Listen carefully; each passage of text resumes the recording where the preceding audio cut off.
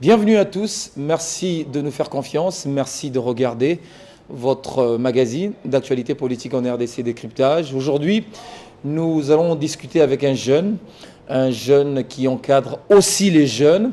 Il s'appelle Michael Longongo, il est président de l'ASBEL, la jeunesse d'abord. Nous allons parler de cette ASBEL, nous allons parler des activités de ces regroupements, nous allons également parler de la jeunesse congolaise puisque les questions qui lui concernent sont des questions liées à la jeunesse congolaise.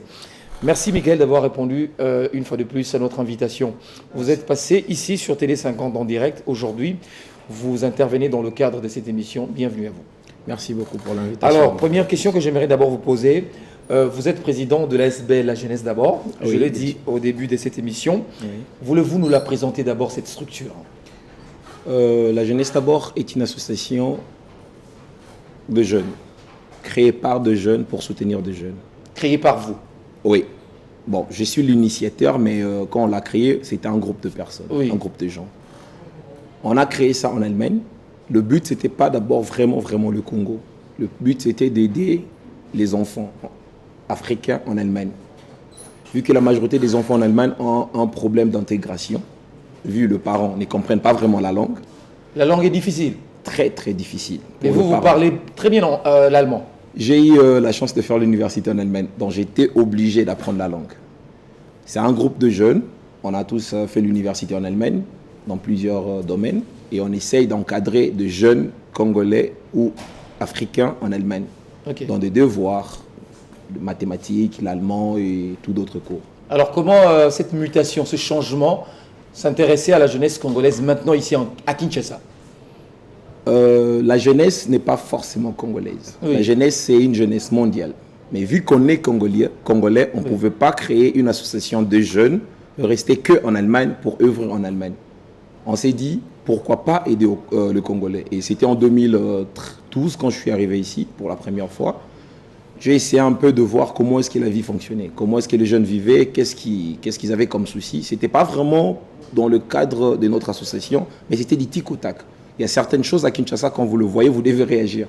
C'est logique en fait. Si vous ne réagissez pas, c'est que vous êtes insensible, vous êtes plus humain. Un humain doit réagir. C'est vraiment, c'est du tic au tac comme je viens de le dire. Et quand j'ai vu ça, j'ai quand même rapporté à des confrères là-bas en Allemagne pour essayer de voir comment est-ce qu'on peut imiter notre association de l'Allemagne à Kinshasa. C'est ce qui fut fait. Exactement.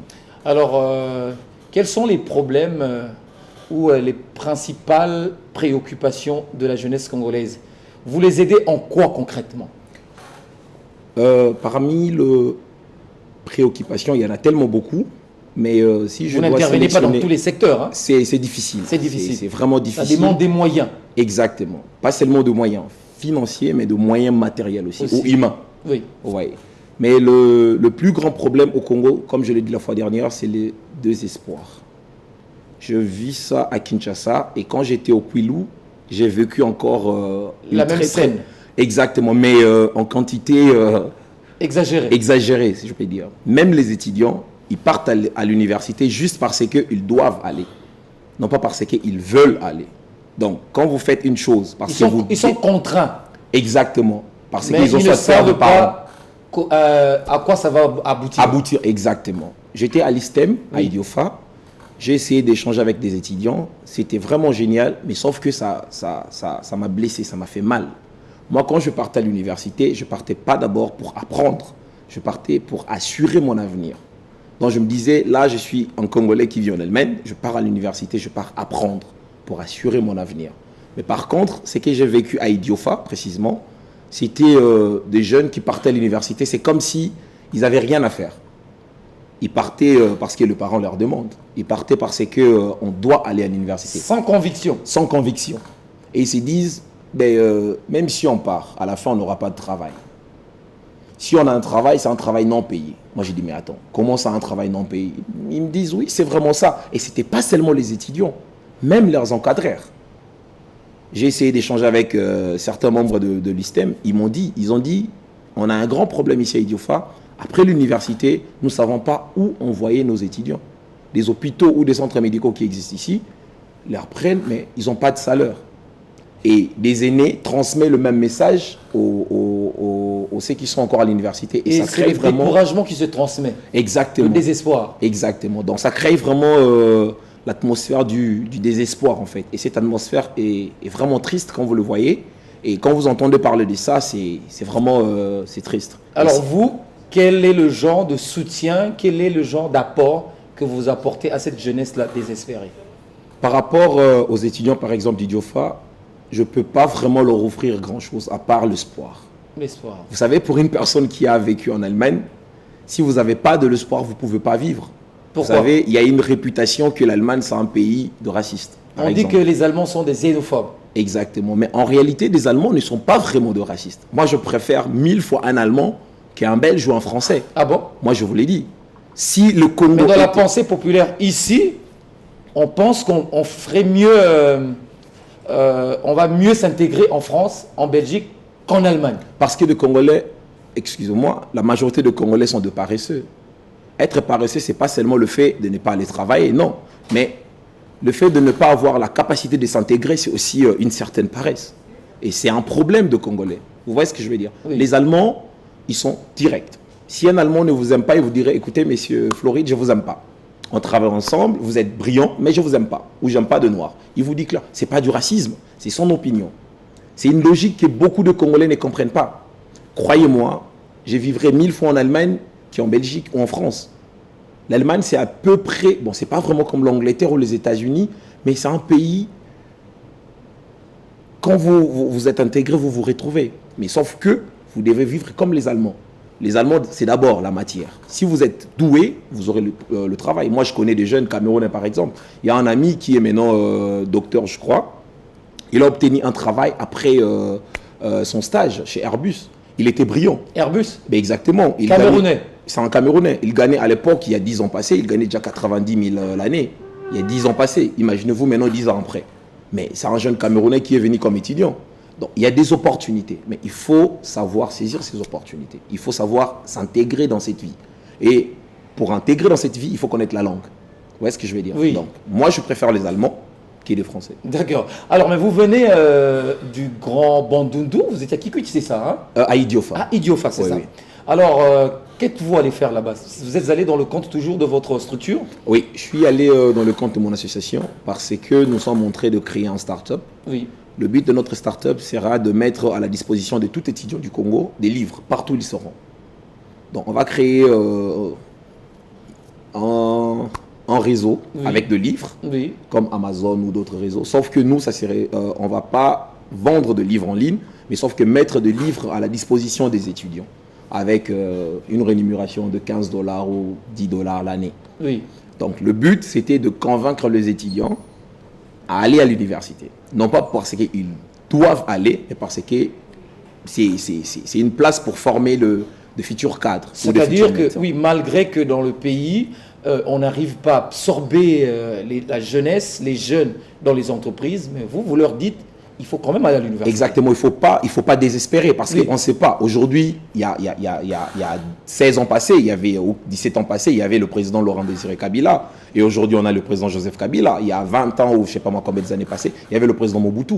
Donc, à chaque instant, il y a des changements. Pourquoi pas aussi que le Congo puisse vivre un changement, pas seulement de politique, mais un changement de conception, de mentalité, de système d'emploi, par exemple. Vous voyez? Donc, si aujourd'hui, ils sont découragés, et imaginez-vous que demain, il y a un changement, il y a beaucoup d'emplois. Mais qui ira travailler là-bas s'il n'y a pas de cadre formé? Donc, le but, c'était d'abord d'encourager tous ces étudiants, de leur dire, écoutez, vous manquez ceci, vous manquez cela, moi, je peux vous les donner. Peut-être pas gratuit, oui, parce qu'il y a des gens qui travaillent pour mettre à votre disposition tous ces documents. Oui. Vous allez peut-être leur payer quelque chose, mais dans tout système éducatif, il y a toujours des bourses. Oui. Moi, je peux m'en charger, vous prendre en charge peut-être pas pour 1-2 ans, vous donner au moins la chance d'avoir ces livres, mais vous devrez aller à l'université. J'ai essayé de voir leur centre médical, centre technique. Oui. J'ai eu des larmes aux yeux. Je me suis dit, comment on peut former des infirmiers ici? Ils n'ont rien.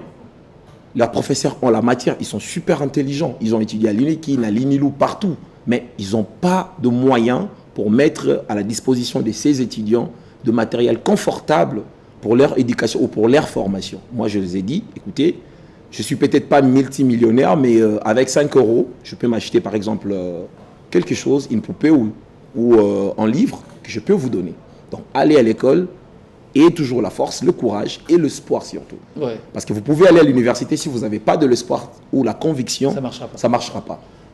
Donc, vous avez mis en place ce réseau. Oui. Ce réseau existe déjà. Déjà. Est-ce qu'il y a eu affluence quand même des jeunes de Idiofa qui sont venus s'intéresser à ce que vous faites? Oui, beaucoup. Beaucoup. Et ce qui est encore super, la majorité sont des universitaires. Oui. Donc, c'était ça la principale activité là-bas à Idiofa? Non, c'était une des activités. Qu'est-ce que vous avez encore fait à part ça? On s'est rendu au petit séminaire de là-bas. Oui. Parce qu'il y a 18 ans passés, j'étais là comme élève. Oui.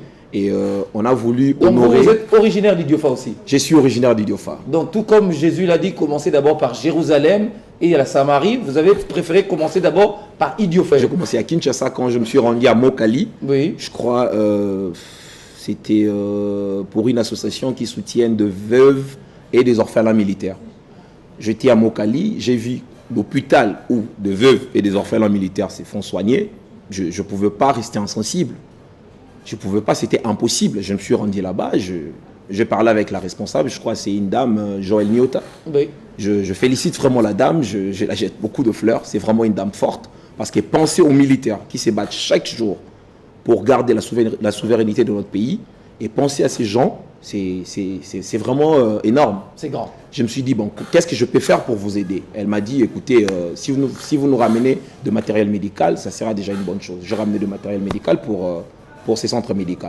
À part ça, ici à Kinshasa? Ici à Kinshasa, à Mokali. À part ça, j'ai contribué aussi à l'achat de cahiers. J'ai acheté plus de 400 cahiers pour des orphelins militaires aussi au camp Tchatch. Au camp CETA, pardon. Vous avez donné la ce même don? année. Mais exactement. Donc j'ai commencé à Kinshasa et là maintenant je suis à Idiofa. D'accord. Mais est-ce que vous ne pensez pas également la formation informatique, surtout les dames également qui s'intéressent à la couture, ça aussi c'est important. Vous n'avez jamais pensé à ça? C'est comme si vous lisez mes pensées en fait. Allez-y. C'est ça le but vraiment de ma présence à Idiofa. J'ai essayé d'échanger avec l'administrateur du territoire, M. Lassué je crois, il était vraiment très ouvert. Le but c'est d'installer des centres informatiques dans des grandes écoles d'Idiofa. Jusqu'à là, nous avons sélectionné 10 écoles. Je crois il y a 3 à Idiofa. Pour un premier début? Pour un premier début. Il y a 3 à Idiofa, il y a le petit séminaire de là-bas, il y a le collège Ipamou, il y a des écoles à Boulouem, Kipuku. Il y a vraiment, on a sélectionné 10 écoles, je n'ai pas vraiment le nom de toutes ces écoles dans ma tête. Et on va doter ces écoles de dictionnaires, des livres et de matériel informatique. Oui. Mais on ne va pas seulement s'arrêter là parce que ce n'est pas toutes les écoles qui ont la faculté par exemple de commercial informatique. Oui. Donc on ne va pas seulement donner de matériel informatique, on va donner aussi de matériel pour la construction, pour le coupe et couture, pour la menuiserie je crois. Menuiserie aussi? Oui, oui. Et à part ça, nous allons vraiment créer un centre informatique et de coupe et couture à Idiofa. Ces centres seront là que pour aider, par exemple coupe et couture, que pour les femmes mères. Donc, ça c'est pour les femmes mères uniquement? Uniquement. Oui. Donc si vous êtes fille, mère, vous venez chez nous, on va vous former pendant 2-3 ans. Ou pendant 6 mois, ça dépendra. Parce que moi, je connais pas. Formation gratuite? Gratuite. La formation sera vraiment gratuite. Et à la fin de notre formation, on va vous donner une machine à coudre. Mais sauf que la machine gratuite? Non, la machine ne sera pas gratuite. Pourquoi? Parce que si la machine est gratuite, la personne ne sera pas motivée de travail. On va la donner la machine, mais elle va nous payer en crédit, sous forme de crédit. Par exemple, 5 $ le mois. Au moins, elle sera motivée de travailler. Pour rembourser. Exactement. Et de se faire une marge bénéficiaire. Par exemple. Et cette motivation va devenir carrément sa vie. Oui. Vous savez, quand vous travaillez pour rembourser quelque chose, vous allez donner plus de force. Quand vous leur donnez de machines, ils vont d'abord traiter ces machines avec beaucoup de respect parce qu'ils sauront que à la fin de notre travail, les machines nous reviendront. Donc si je sais que c'est la mienne, je vais la traiter avec beaucoup de respect. Donc l'ASBL, la jeunesse d'abord, c'est une idée formidable. Mais quand on vous voit, vous êtes jeune, vous l'aviez dit, est-ce que vous avez des partenaires? Acheter des machines comme ça, former des jeunes, tout ça. Vous avez des partenaires derrière vous ou vous le faites avec vos propres sous? Je peux dire 70%, c'est de moi-même. 70% c'est de vous-même? Oui, 70%. Ça veut dire que les 30% restants, vous avez aussi des partenaires qui vous aident? J'ai des partenaires, exactement. Par exemple, il y a une association Pro-Congo, il y a Lobby. Pro-Congo à Lobby? Oui, c'est une association allemande, mais avec un Congolais, je crois, le docteur Kouitila. C'est un chimiste congolais qui vit en Allemagne depuis plus de 30 ans. Oui. Et cette association nous aide par exemple à obtenir des ordinateurs. Je me suis dit, bah, écoutez, ils m'ont donné 60 ordinateurs jusqu'à-là. Pourquoi le vendre? Pourquoi aller se faire de l'argent? Vous auriez dû garder ça pour vous. Je pouvais aussi le garder, faire un cybercafé ou quelque chose du genre. Et vous avez pensé à la jeunesse congolaise? Exactement. Pourquoi? Parce que c'est cette génération, moi je l'appelle une génération perdue. Pourquoi perdue? Parce que c'est une génération que personne ne calcule. Ni le politicien, ni la politique. Mais vous êtes journaliste, vous recevez des politiciens chaque jour. J'ai regardé au moins une dizaine de vos émissions depuis dimanche jusqu'à aujourd'hui. Mais il n'y a personne qui parle de la jeunesse. Tout tourne autour des élections. Kabila doit partir, Kabila doit rester. Mais disons qu'aujourd'hui, le président Kabila dit... Il n'y a pas de programme de développement pour la jeunesse. Exactement. J'ai même lu... Chacun parle pour son parti politique. Exactement. J'ai même suivi d'autres politiciens qui disent, mais écoutez, on doit instaurer ceci, on doit instaurer cela. Mais attendez, il y a un groupe de au moins 40 millions de Congolais que vous ne pensez pas à eux. Mais c'est étrange, c'est horrible. C'est dangereux. C'est dangereux. Parce que ces 40 millions ou ces 30 millions de Congolais peuvent se transformer à une bombe. Vous voyez ce que je veux dire? De politiciens congolais doivent réfléchir sur ce sujet de la jeunesse. Si aujourd'hui il y a des casses, il y a des pis à chaque manifestation, mais c'est parce que cette jeunesse ne comprend pas c'est quoi une manifestation. Essayez de demander à la jeunesse congolaise c'est quoi l'article 220. Mais ils ne vous donneront pas de réponse.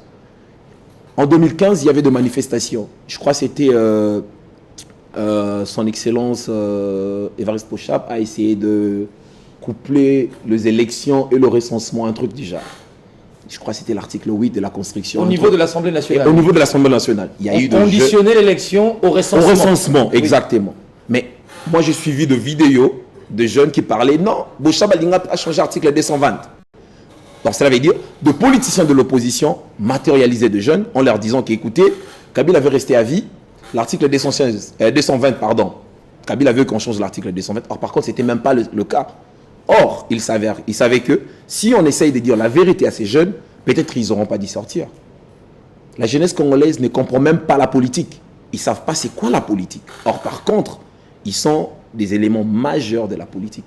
Sans la jeunesse congolaise, on n'aura pas la politique dans ces pays. Donc il faut une politique participative de la jeunesse, une politique qui prend en compte la jeunesse. Exactement. Les désirata de la jeunesse. Exactement. Moi, j'aurais même souhaité sur 500 députés qu'on puisse avoir même 350 députés jeunes, de moins de 40 ans. Mais sensibiliser aussi les jeunes pour que quand, lors du vote, que les jeunes votent les jeunes. C'est tellement difficile parce que... le renouvellement de la classe politique. C'est tellement difficile, pourquoi? Parce que de jeunes ne font pas aussi confiance aux jeunes.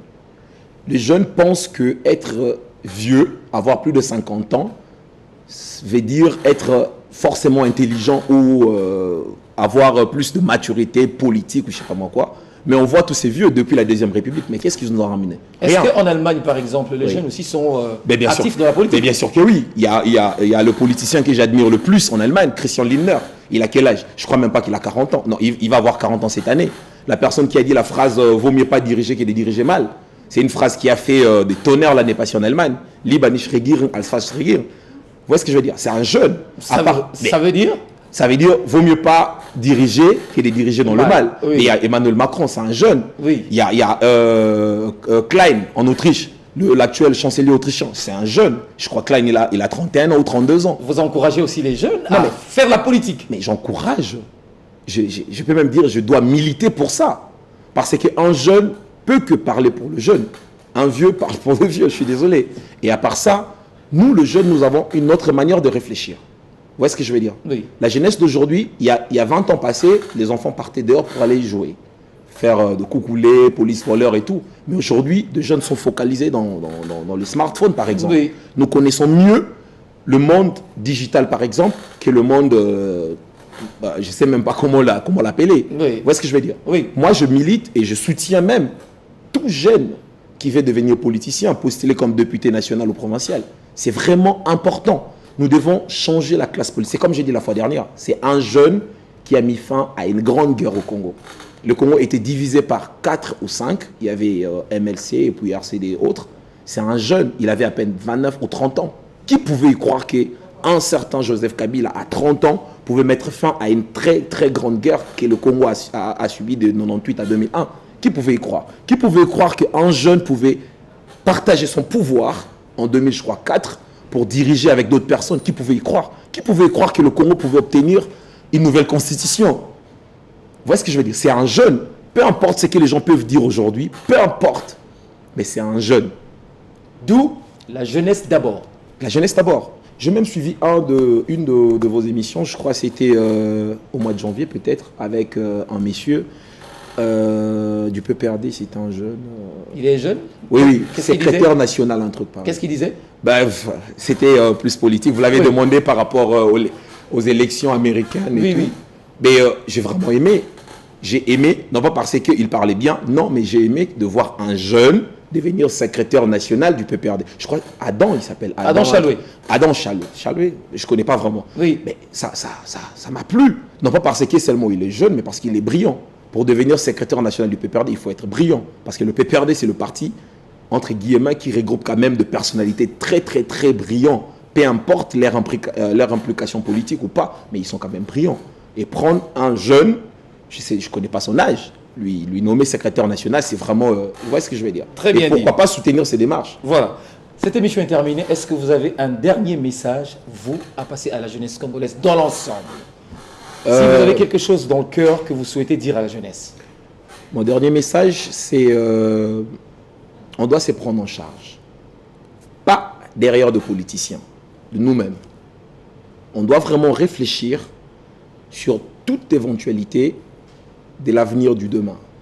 Parce que l'avenir, ce n'est pas de vieux, mais c'est des jeunes. D'ici 10 ans ou 20 ans, la classe politique congolaise sera morte. Mais il n'y a pas de succession.